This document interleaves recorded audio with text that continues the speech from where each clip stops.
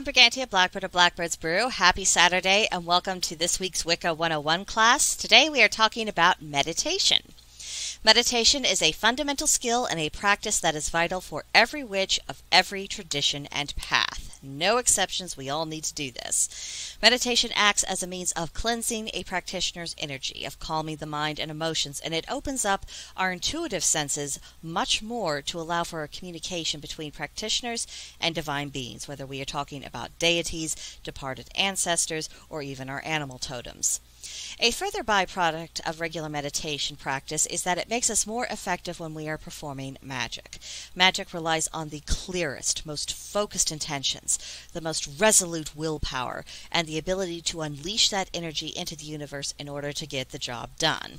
Those who do not discipline themselves to meditate will discover blockages within themselves, difficulties in getting results in magic, and a much harder time hearing the nudges from the gods and other spirits that we would wish to work with.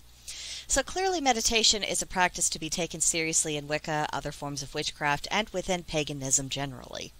Getting started is often the most difficult part. Meditation works best as a routine. That's when we get the greatest benefit from it.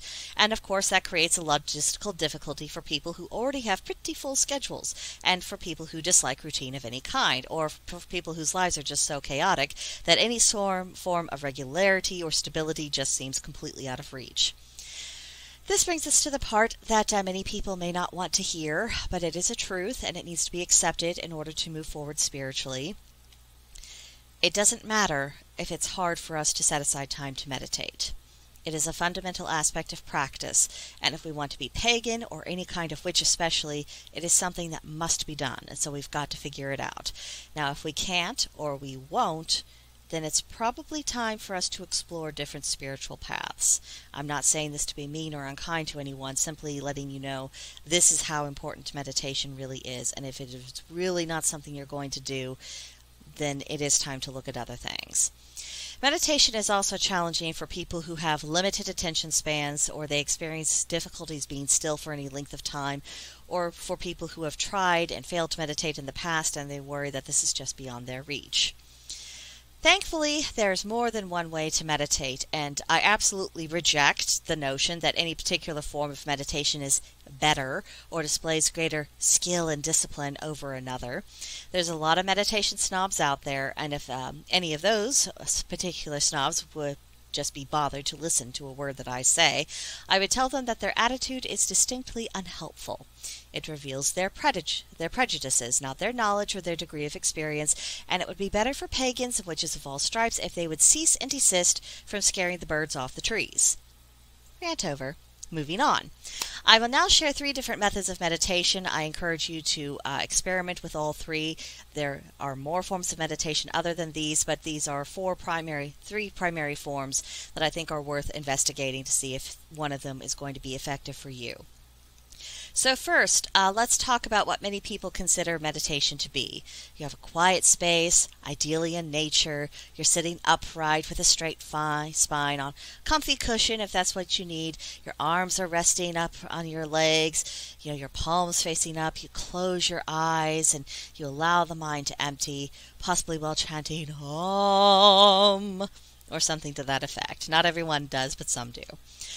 This is also the form of meditation that the meditation snobs among us would consider legitimate or proper.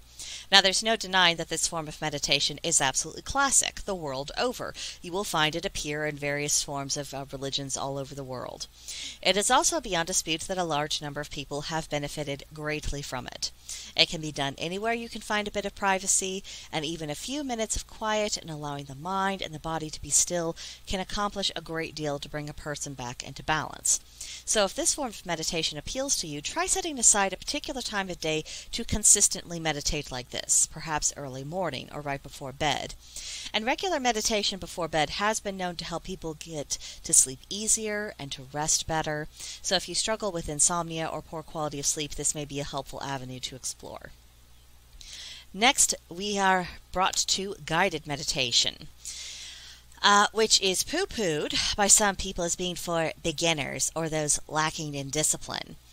I encourage you to form your own impressions about the practice and not just listen to other people about it. Guided meditations tend to be extremely immersive, and many often suggest listening with your headphones. Typically, you'll be taken through a brief breathing exercise to help get you settled, and then there will be a story, a journey of some kind for your mind to travel along with. Sometimes the mind does wander and it goes off into a completely different direction, which is perfectly fine, because if your mind is going there, that is usually happening for a reason, and after you come out of your meditation, you might want to do some journaling about it. But other times you will stay through that guiding voice throughout the entire meditation, and these meditations can be focused on a variety of intentions. Relaxation is common, connecting with divine beings is very common. Some people use it for various forms of healing, but there's a lot of different types of guided meditation out there, so depending on what your purpose is, you can probably find something to suit it. The guided meditations will probably be most helpful for most people who have busy brains and those who get easily distracted by their own train of thought. I can relate to that. Sometimes the inner voice is very loud indeed.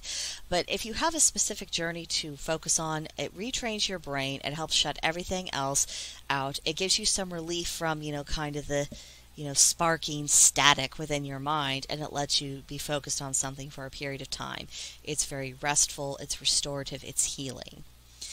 You also have the option of writing your own guided meditations and then recording them and listening to them back. This can be helpful if you haven't been able to find a guided meditation that is specific to suit your purposes, and it can also help prepare your mind for the journey you want to go on. So when you are listening back to your recording, some part of your brain already knows, okay, this is where I am going, and so you're able to drift along with it and see where it takes you. Now, the third thing I want to bring to your attention is the idea of active meditation. This may seem counterintuitive, but just hear me out. If you are among the number of people who cannot sit still to save your life, then this is an option for you to explore. An active meditation can be done during a brisk walk in a reasonably safe area, obviously, that doesn't require you to be on high alert. Exercise appropriate caution with your safety concerns, obviously. But this can also be done while doing a repetitive task that doesn't require a lot of concentration and focus, such as kneading bread, vacuuming, weeding the garden, things that are just very mundane, very routine, things that you can do in your sleep without having to focus on them. The physical activity will keep the hyperactive part of your brain busy, and it allows the rest of your mind to relax, empty, and it enables you to actually hear yourself think, and most importantly, to be open from nudges from the divine. Walking has been a particularly effective method for me when I've done active meditations. The release of physical energy is good in and of itself, and it also gets rid of a potential distraction of, feeling all kind of jittery and hyper and I need to do something. The walking takes care of all that. Now, obviously, I can't guarantee universal results for everyone, but it is something worth trying out if you struggle with all other forms of meditation. Now, just for the record, so we're clear, I do practice classic, guided, and active forms of meditation on a regular basis. It is all part of my practice. I do not consider any of these forms to be better than the others. These things are techniques. They are tools, and the value of a technique or a tool is measured by the effectiveness of it for the user. Nothing else. That's something worth keeping in mind as you construct your own meditation practices. Now, for our homework for May 14th through May 20th. Number 1. Experiment with the forms of meditation mentioned and described in this video. Journal about the results, the pros and cons, as well as what times a day prove to be more fruitful for you for meditation. Number 2. Do some independent research. Discover other forms of meditation that already exist. Pick one that appeals to you, try it out, see if it's effective. 3. Set meditation goals. If you move forward with the practice of Wicca or another form of witchcraft or just a pagan path in general, meditation will be invaluable to you.